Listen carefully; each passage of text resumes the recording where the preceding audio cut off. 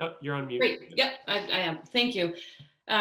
So as Brendan said, I work for a fully staffed land trust in Westport, in a town that has a lot of support, has shown a lot of support over the years for land conservation. And I've done a lot of projects previous to that throughout Southeastern Massachusetts, working with various towns. And currently I'm on the board of a land trust that's all volunteer in Rochester, where one of the few towns, I believe, that does not have CPA or another source of open space funding. So I've experienced various settings and various types of town halls.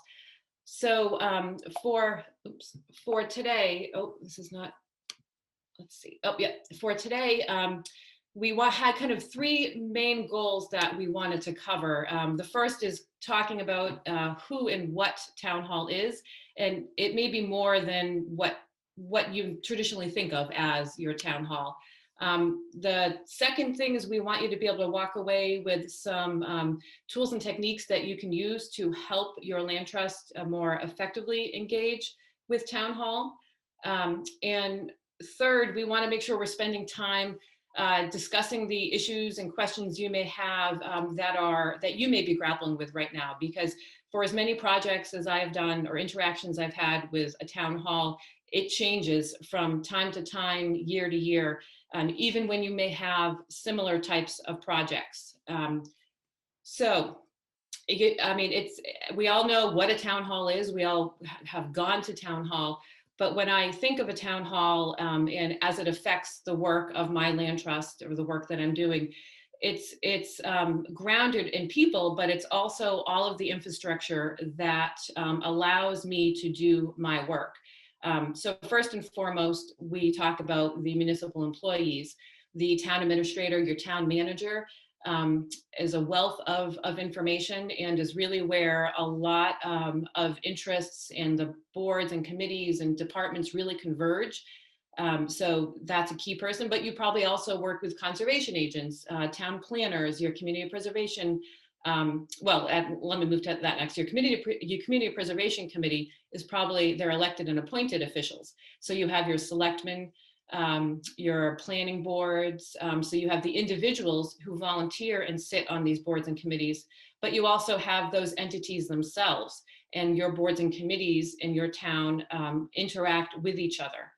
And then third, when I think of like the infrastructure of my town hall, it's town meeting, because a lot of the towns that I believe we all operate in, we're ultimately governed by our town meeting, where the budgets are approved, where CPA projects have to be approved, where any fee interest acquisitions by a town will have to be approved. So understanding how the role of town meeting and your town meeting members really fits in to how your town is governed.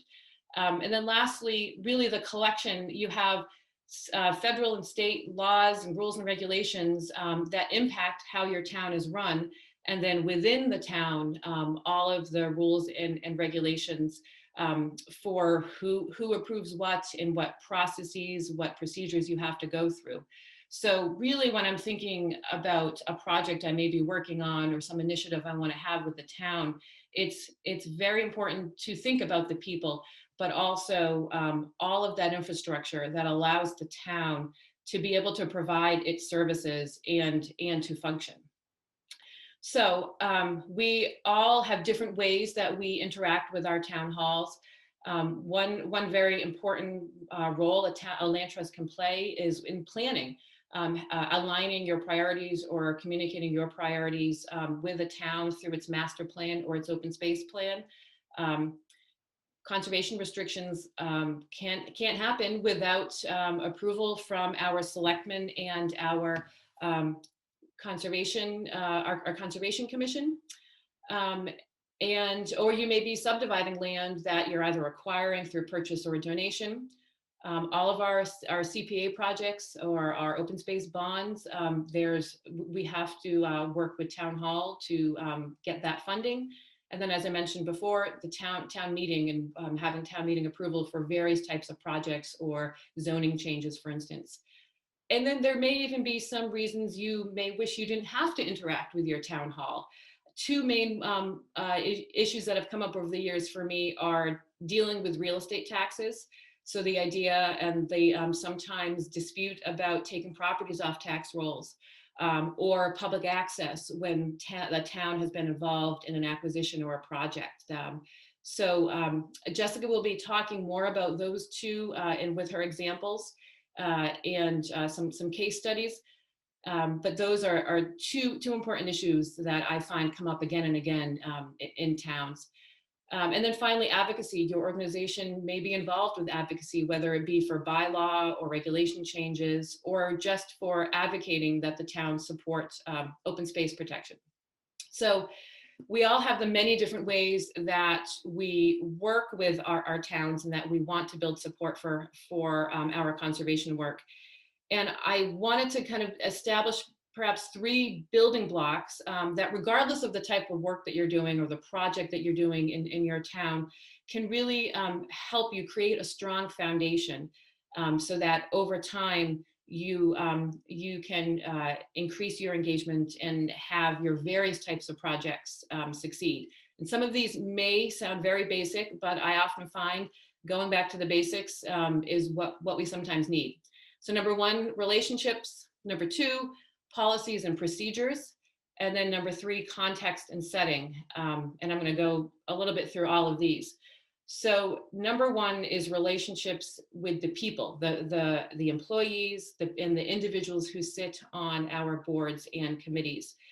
So invest in the people and getting to know the people, and do that before you have the urgency of a project that needs funding or approvals, because relationships are not made in these sometimes high stress or rushed urgent times. The relationships we build help us get through these times when we may have issues with our projects. The second point is really be able to talk amongst your land trust board and your staff, if you have staff, to identify and be able to articulate what is the value that your organization brings to the town, not just the community, but what are ways that you can help town hall, that you can help boards and committees, whether it be through planning and open space planning, or whether it be through helping apply, let's say, for a state grant. So really think about ways that you are adding value to town hall and be able to communicate those. And then third, towns often deal with a myriad of issues, while our land trust goals and mission is very focused on protection, conservation. So really be able to understand where the overlap is in your interests and your work with the town, and be able to focus on those positives. And fourth, and perhaps the most important, is to listen to. Yes, you should be educating people, and it's important. Sometimes we have to explain what a conservation restriction is over and over and over again, or we may need to articulate our priorities or the benefits of our land trust over and over again. But I've often received the most information when I've just stopped and listened. And even when there is a no, or there is a vote that is not taken, there is always information being given to you. So make sure that you are listening to, especially to those no's or to those votes that aren't being taken, because that is an opportunity to maybe adjust your project, to find a compromise, to be able to move forward with a project. And then I think for land trusts, we are very unique in that our work, the results of our work, is very tangible. When you have a project, whether it be a restoration project, public access, land acquisition, we can show our successes and share those successes with the people of the town. So get your town employees outside, show them, or the boards and committees, individuals that represent these boards and committees, have opportunities for them to get outside and engage in your work, so they can see the benefit of what they are doing and the projects that they are involved in. And then lastly, I think the language that we use, how we approach our town halls, where many many CPCs or finance committees or selectmen, they don't want to be seen as an ATM or a rubber stamp. They really value collaborating and partnering. So really focus on those concepts and making sure that you're soliciting feedback, you're looking for ideas, and that you know how much your Board of Selectmen or your CPC might want to get involved in a project, because that buy-in over time will help build that goodwill. So the policies and procedures, this is my building block number 2, how it pertains to a town. I'm not going to spend a whole lot of time here, but my point being that you really need to learn how various boards and committees operate. And there are variations from town to town, but even the simple things to understand, how do I get on the agenda? Who do I need to contact with how much advance notice? So identifying those people, and this is where the town employees can really be resources for you, your town administrator or your town manager, who are those allies at town hall that can explain all of this to you, that can make sure that you're getting your information in on time, or that you're speaking to the chair of a board or committee ahead of time. They will also know what the preferences are of the board or committee, or how a chair of a conservation commission likes to run a meeting. So take the time to understand how all of these policies and procedures work ahead of time. And then I can't stress enough, I think, adhering to deadlines, getting your information out there. I know in Westport, I'm not sure if it's still done this way, but if there's a meeting on Monday, you need to be on the agenda, which is posted a week in advance. You need to get all of your materials with 5 copies in the hands of the selectman secretary, because there are manila folders that are put together for each of the select people that are then hand delivered by the police the Thursday before. So these things may sound frivolous, but this is important, because you do not want to get to that selectmen's meeting having the select people rifling through their packets saying, oh, what is that information? I didn't receive that. So you always want to make sure that you're prepared with some of these, just understanding these basic policies and procedures. And then understanding what you can and cannot do in and out of public meetings. So as I mentioned before, getting people out on the land, you want to make sure that you're not violating any open meeting laws. So just be aware of those types of things. And then the final building block I have is the context and setting. So whenever we have a project, so we as if we're working on the first building block, we've built the relationships with the key people in town. We're working on projects, and things may be going along great, but you could get to a town meeting and if you weren't aware, you may not know that 2 hours of that town meeting are going to be spent debating the merits of a school construction project that has gone over budget. And that may overshadow your project, or that may cause some strife where people are concerned about allocating money, even though let's say CPA money, it's a separate pot of money, but there could be concerns coming up. So you really need to understand the context and the setting that you're working in, and that can change over time as you're working on projects. And then I think this is a key point, is who are your supporters in and out of town hall? It's great to go into a selectmen's meeting knowing that 1, 2, and 3, they love our work, they're going to vote in favor, but knowing, kind of being prepared for that, and also keeping in mind that some of our officials are elected officials who have constituents, and it matters that right now in COVID times, you may be filling a Zoom room, but being able to get your supporters to come out to meetings when there are issues being brought up that you care about. And they don't have to say anything, but just physically being present will show our elected officials that people care about an issue, that people support an issue.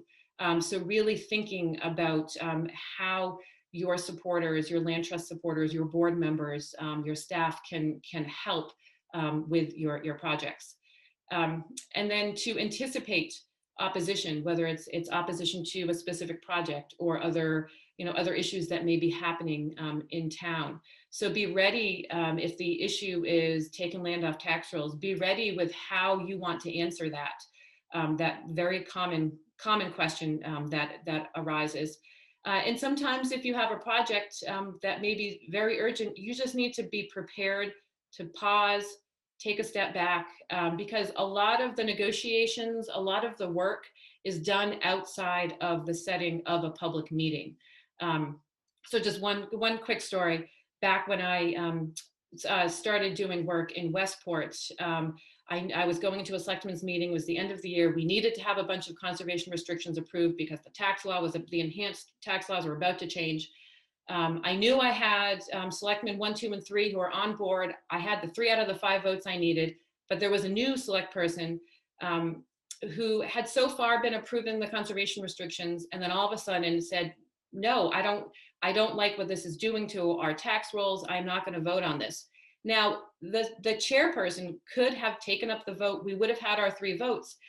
But in this case, the chairperson said, okay, we're going to table this right now because I want to make sure we all are on the same page. So then I had to take a step back and chose to meet with that select person and the town administrator. And in this case, I brought in a conservation restriction landowner to help make a case and to help educate. But we had a session outside of the public setting that allowed me to share information, to explain what conservation restrictions do and don't do, and to listen to what his concerns were.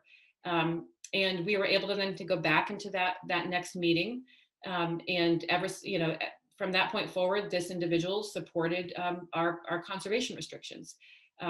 But we had to be prepared and give ourselves the timeline to be able to take a step back and do that work outside of the meeting. So I just wanted to end, for folks who may like to have the concepts, but think you want some specific ways. Okay, what can I specifically been doing? Or what can I do? So as I said before, really taking advantage of opportunities to educate your town hall members and the community about your work, about your priorities outside of the pressure of needing to make a decision on something. And you can do that in any way, whether that's getting people outside, printed materials, and things like that. And we already talked about asking supporters to attend meetings. That's so critical. Letters to the editor, getting not just your board president writing a letter to the editor, but what about finding someone in town who may have influence, maybe not in official capacity, who can write that letter to the editor or to speak at public meetings. So, and in those cases, make sure that you're preparing people with talking points and helping them be able to make their points.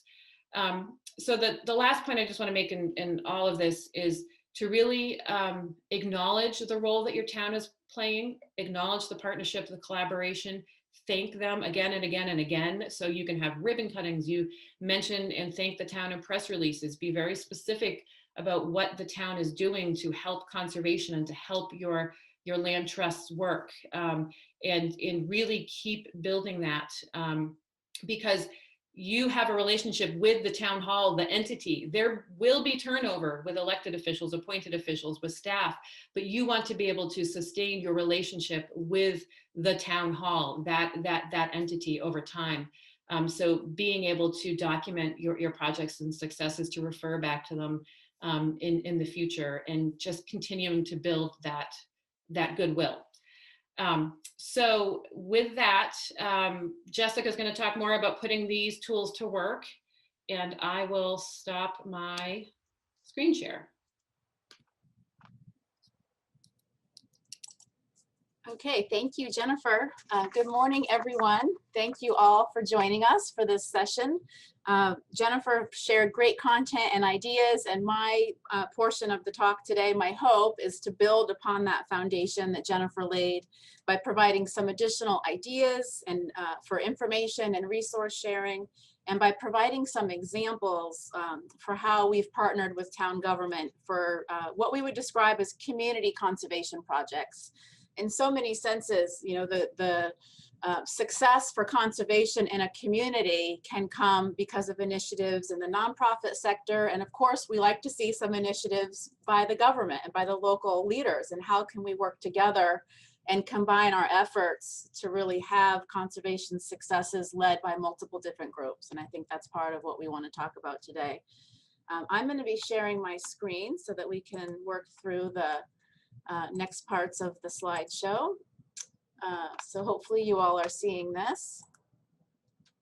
Just want to make sure I'm looking at this correctly. Okay. I just want to start by saying this is a real topic of interest for me. And part of what I'm sharing with you today comes from my background working in town hall. I spent 5 years working in the planning department, the Town of Falmouth Planning Department, and I provided planning support to the Community Preservation Committee and the Historic District Commission.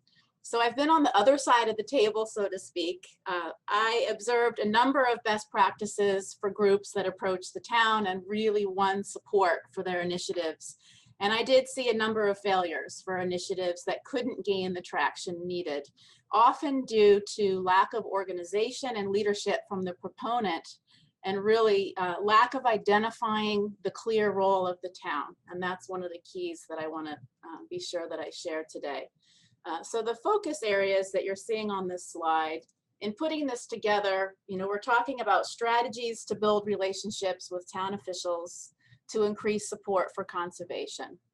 What are our goals? When I think about this, a major goal is building solid working relationships that are based on trust, that's developed over time through information sharing and problem solving.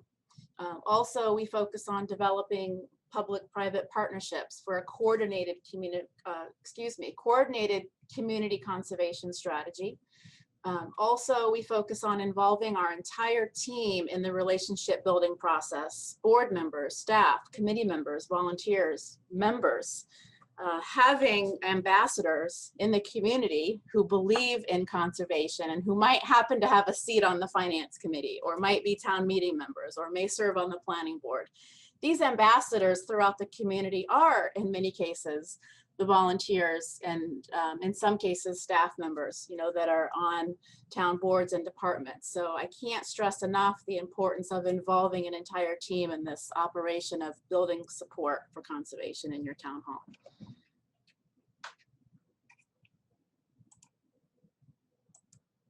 So building relationships. Who are we building relationships? I'm not going to read this entire list, but when I put this together, I thought, okay, there's clearly a number of departments and commissions that we should all be talking to. I'll just highlight a couple here. In our case, the conversations with the Agricultural Commission have really picked up steam in more recent years. In our 35 years of history, we had done a couple of farmland conservation projects, but more so, I would say, in the last 4 years, there's been a real push to preserve our agricultural lands. And so much of it has been, what's the role that the land trust is willing to take? And then we've had conversations with the Agricultural Commission. What is the role that the town can play in ensuring that these lands get into permanent protection? And how can we work together to really increase and further our conservation goals? The Commission on Disabilities, I'm going to have examples on this later. Again, I would say over the past 10 years, we've really had a focus on increasing accessibility to our properties. In some cases, they're land trust properties. In other cases, there have been town parcels that we think it's really important that we provide inclusive access, handicap accessibility, and we've really urged the town to act in a capacity to build handicap accessible infrastructure. I don't think I need to go over any more of these. DPW, of course, there's many reasons why Department of Public Works can play a key role in conservation implementation. We will have time for questions, so certainly, happy to entertain any questions on any of these relationships. Information and resource sharing. I'm going to work through this quickly because I want to get to the examples. I think that's the fun part, is being able to share how we've put this to work. But some of the key things, we have to be willing to engage in conversation. And the conversation came up, when Jennifer spoke, and I have to share it too, taking land off the tax rolls. This comes up. Sometimes it's from the select board, sometimes it's from the finance committee. We have to be willing to engage in this conversation. There are resources I have one that I'm gonna wave in front of my screen here. This is the return on investment in parks and open space in Massachusetts. This was published by the Trust for Public Land.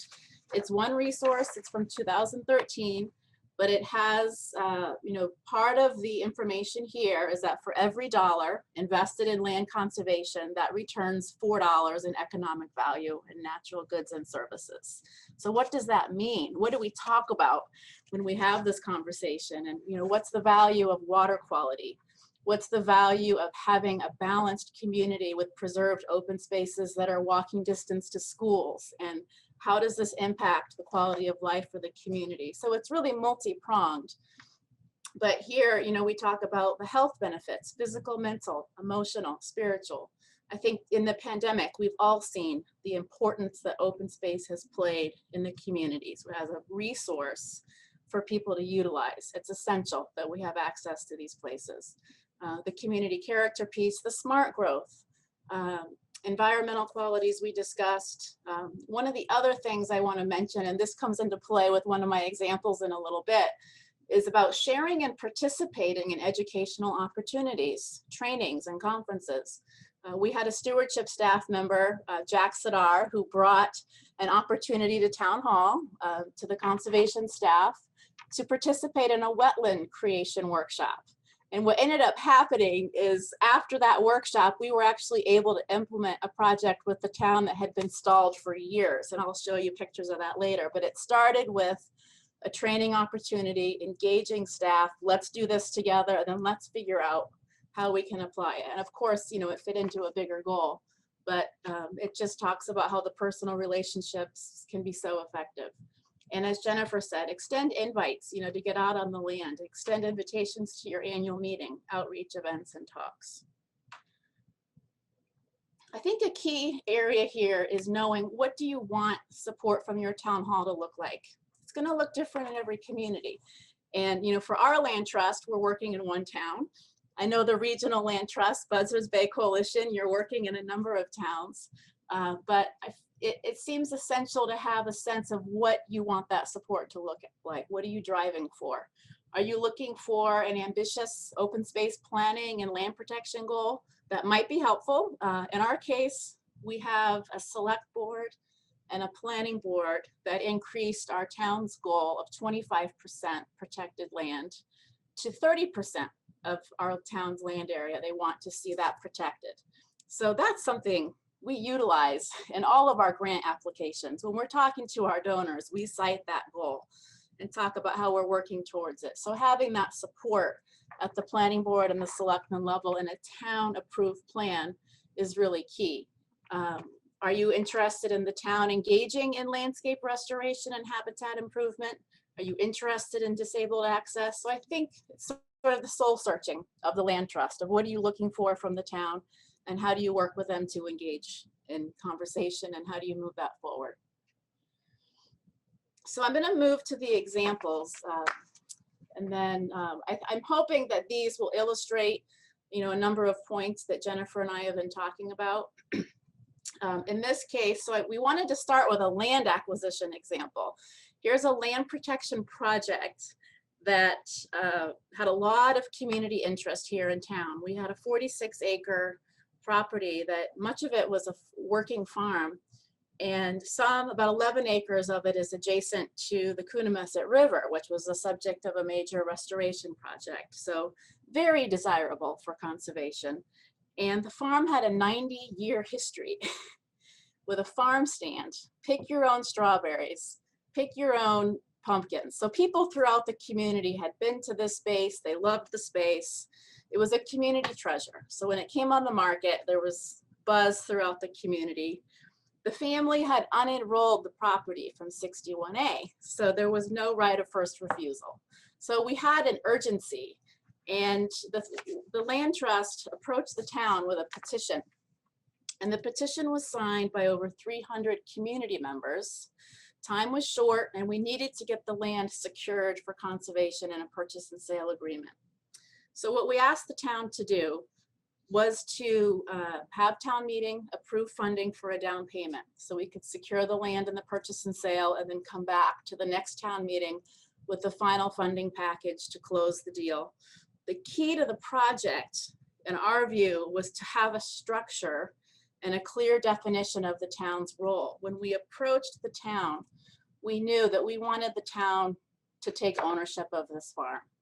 We had models that we had studied, and we were recommending that the town have a lease agreement with a farmer. But the land trust, we didn't feel that we had the capacity or the interest to be the farm owner. We were very willing to hold the CR. We were very willing to raise funding. In fact, we raised over $1 million, $1,300,000 privately. And we helped the town put together the state grant package, the Community Preservation Fund application. So what we delivered before the selectmen and the town meeting was a massive project with multiple partners, but a very key and clearly defined role for the town. And they saw what we were willing to do, and we asked them if they were willing to take these steps in order to help with this conservation success, and it worked. So the town has a 5-year lease with a farmer. There's a local nonprofit that was formed after this acquisition. They're focused on community gardening, farming, orchards. So there's been some, additional nonprofit energy around this. But that example, we thought was a case of where the community came together, leveraged private and public money, and really helped the town see what they could do to carry this forward. And we had to be willing to work really hard on our part of it. Here's the landscape restoration. So this is an interesting project because this is town-owned land. And I know many land trusts do not get involved necessarily in town-owned parcels. Some do, some don't. But in this case, we had an interest because the 300 committee helped the town acquire this with land bank funding, right? So it was a 63-acre parcel, gravel pit. The idea was to restore it. There was money set aside for restoration. 10 years went by, 15 years went by, nothing happened. And then, like I said, we had some staff members that engaged in some trainings around wetland creation and said, how can we put this to work? Somehow Mass Audubon learned about this. And Ian Ives said, I've got something I can do to help, and I want to create vernal pools, and we're focusing on salamander habitat. And then we had a wonderful consultant, Tom Biebenhauser, that because the town had funding, we could bring a consultant on board. So we took what was a gravel pit, you could almost describe it as a wasteland, and converted it into what's now 5 vernal pools over a 2-acre portion of the site. There are 15 acres of a sand plant grassland restoration area that's going on right now. And this is, the folks you can see on the screen, it's a great mix of people because we have AmeriCorps, we have 300 committee volunteers, we have 300 committee staff, we have several members of the Department of Public Works. And because it's town land, we could get the DPW director to commit resources. But what it took, again, was having multiple partners and really showing what we were willing to do to help make this happen. But it took years. But once the momentum got going, it only took a couple years to get to the point we are now. And it's exciting to see the town invest in their land. I think that's one of the true, thinking about support for conservation in town hall, having a town that's willing to actively restore parcels. We didn't have that before. So having a project like this, felt like a real win for us. My last example, this is about the handicap accessibility piece. Our Coonamessett River restoration project, that's a town initiative that the 300 committee is supporting. The project is mostly on town land. We have some 300 committee privately owned conservation land along this trail corridor. And the gateway to this area, we thought, would be very important to have accessible, handicap accessible. So through private funding, we were able to raise $295,000 to then approach the town and say, you've got this amazing project, you've raised millions of dollars through state and federal grants. We would like to see this project enhanced, and we would like to see this project include handicap accessibility. Here's money that our donors have put together so that you can incorporate handicap accessibility. And of course, they graciously accepted that. The money has to be spent, as part of a town contract. We didn't want to be in there building trails, but we wanted to provide the resource in order to help make this happen. So it should be coming to fruition this spring. May 2021 is the target date for the River Loop Trail. The other piece of this is the educational components. You can see a group of ladies here standing behind us, one of our displays. And this is a really wonderful cultural and natural history education opportunity. So here it was grant funding and putting the resources together to share information and interpretation of the site. So one way of taking a town project and enhancing it and making it a little bit more. So in closing, what are our takeaways? These are just, boiling down some of the points that Jennifer made, some of the points that I made.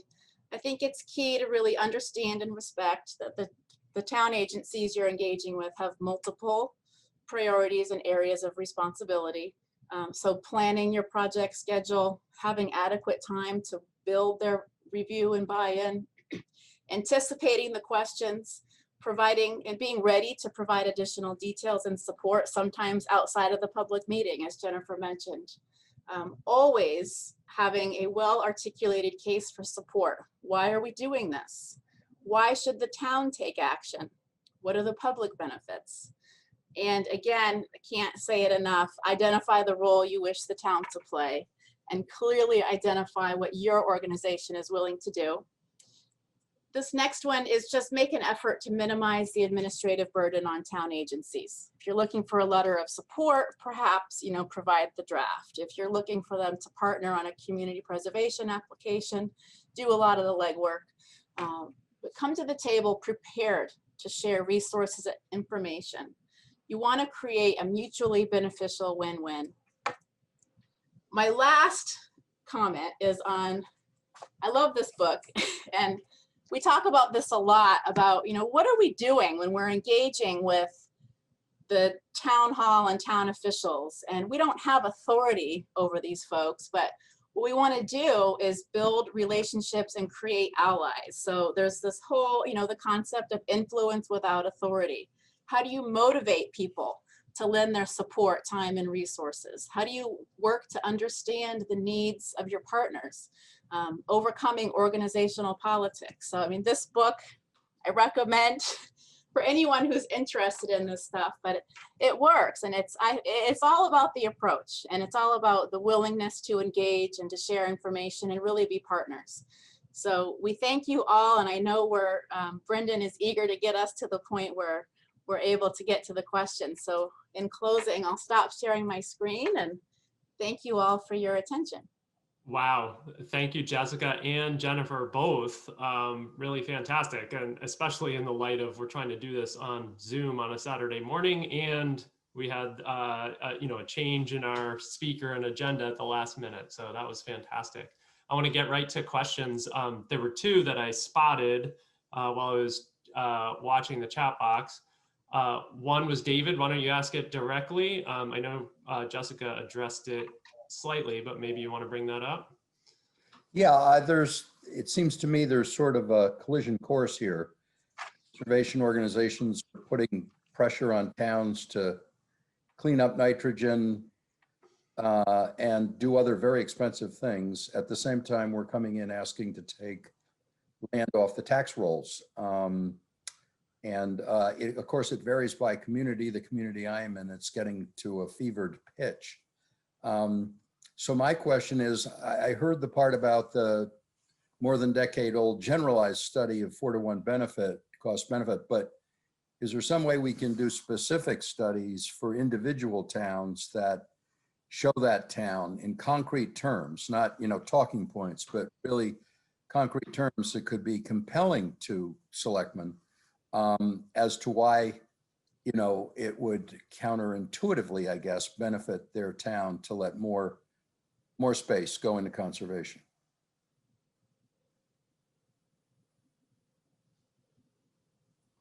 Jessica, do you want to tackle this and I can fill in, or the other way around?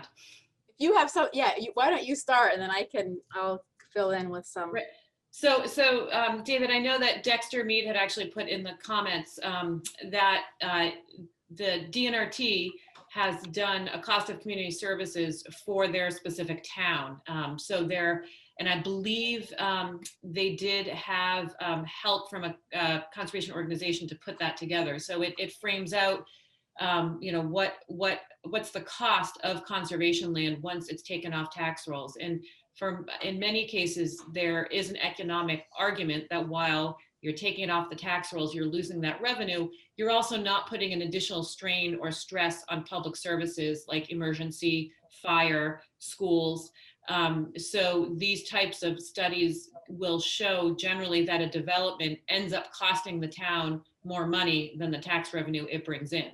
So, so towns can take on these studies, or even the land trust. I mean, there are some kind of costs and benefits to using those results, because it can be a little polarizing and make it appear that a land trust is anti-development. But that is one concrete resource, because I know towns often are looking at the dollars and cents, and they want to see in pure dollars, what are they losing and what are they gaining? Yeah, I hear you, Jennifer, but I'm not sure it's a conservation organization does that study. It might be sort of an economics, sort of right modeling type person that you need, because we can make the arguments about more population equals more schools, and where that unfortunately leads is more expensive houses are better than more inexpensive houses, which is a class thing. And in my town, one selectman actually even allowed himself unwittingly to say that. But the problem is a lot of these towns, or at least my town, needs to grow just to cover the obligations they already have. They have massive unfunded pension benefits. They have massive wastewater requirements coming up, upgrading of wastewater requirements. So to tell them don't grow, because it'll cost you more to grow than to not grow. I mean that it almost would be better if we could come in with a message of growth. Right. Growth coexisting with conservation can be viable. And, that's a mathematical thing, right? And you got to convince these intangible benefits actually exist, I guess, like clean water and open space and all that. And your tax base will be higher but it'd be nice if there was somebody with authority, not just us. They know where we're coming from, but somebody with authority that's sort of a outside, independent, economically driven, sort of analytical group that could help us with that.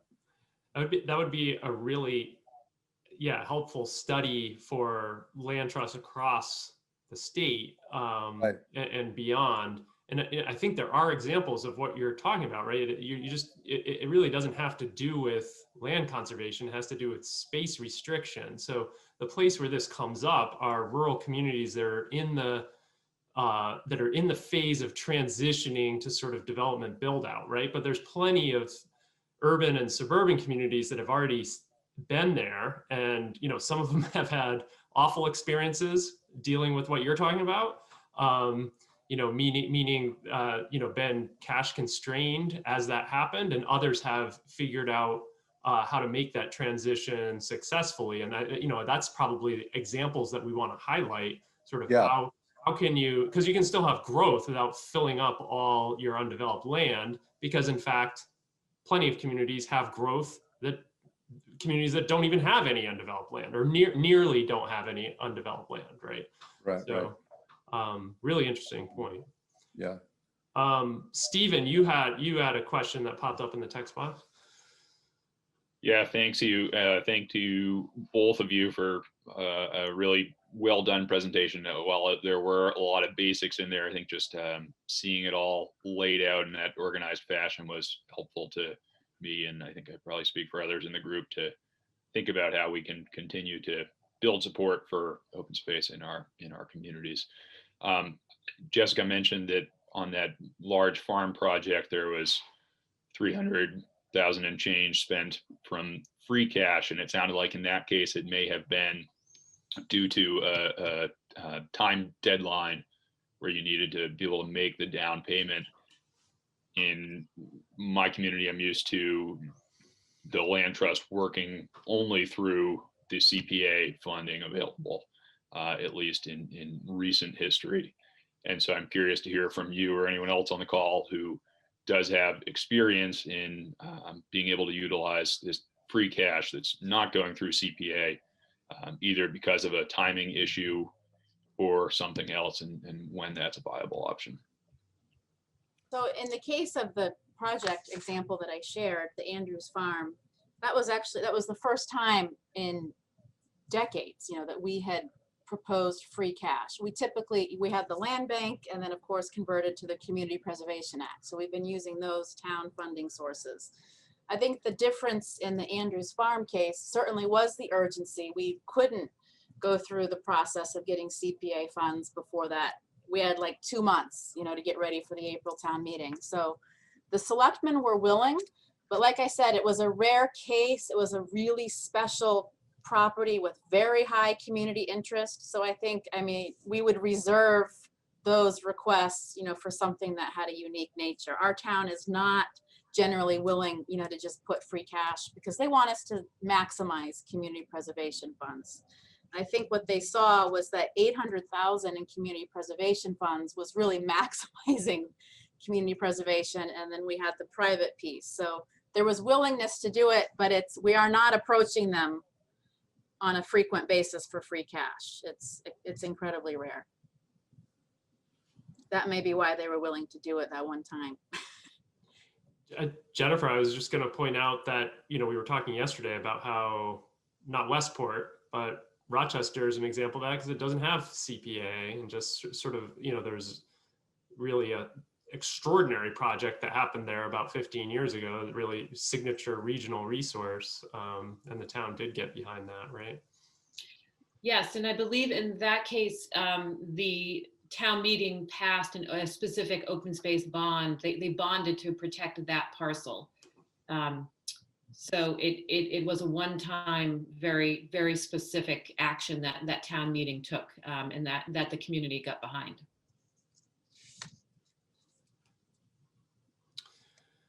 All right, were any other questions? I'll let people just raise their hand if you're interested or have a question. We are a little bit over, and I want to let everybody get to their Saturdays because tomorrow is going to be pretty snowy. But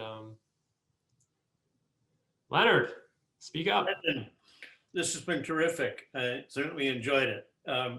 I'd just like to make the comment that I'm in Falmouth, and Jessica is the executive director of our land trust, the 300 committee. Not only have we engaged in it's about your credibility and your integrity that really, when you come to the town with a project, when you come to the community with a project, as she said, and I just want to emphasize it, we have brought talent, we've negotiated for the town and all the land bank purchases and all that kind of thing. And we come in with cash. And so we are able to leverage everybody in the process, leverage our donors, our private donors, leverage the town's commitment. We've been extraordinarily fortunate, thanks in large measure to Mark's applications to the state. And so we put together this package, and it's become a pattern. So we just don't come in and want the town to do everything. It's a partnership deal that has been nurtured over 35 years, and it's really worked extraordinarily well for us. And it gets everybody invested in the process. Amen. Hear, hear. Excellent point. Many of us have learned from that process that you're talking about and are translating it elsewhere. So thank you again to Jessica and Jennifer, and thank you to all of you who decided to join this effort when we decided to try to pull this off virtually, as we've been doing this for over a decade, trying to get together in person in the middle of the winter. Mark Robinson and I discussed how the challenges of that this year, obviously we couldn't do it, and the challenges of trying to invite people onto a Zoom on a Saturday morning after all the Zoom we have to do all during the week. So just want to say thank you to all of you for participating. We will make the videos for all the sessions available on a website on Monday. So you'll receive an email about that because you were registered. Other than that, enjoy today, enjoy the snow tomorrow. And if you're eligible, go get your vaccination or at least get your appointment set up. So thank you all. Thank Thank you. you. Thanks, guys. Thank you.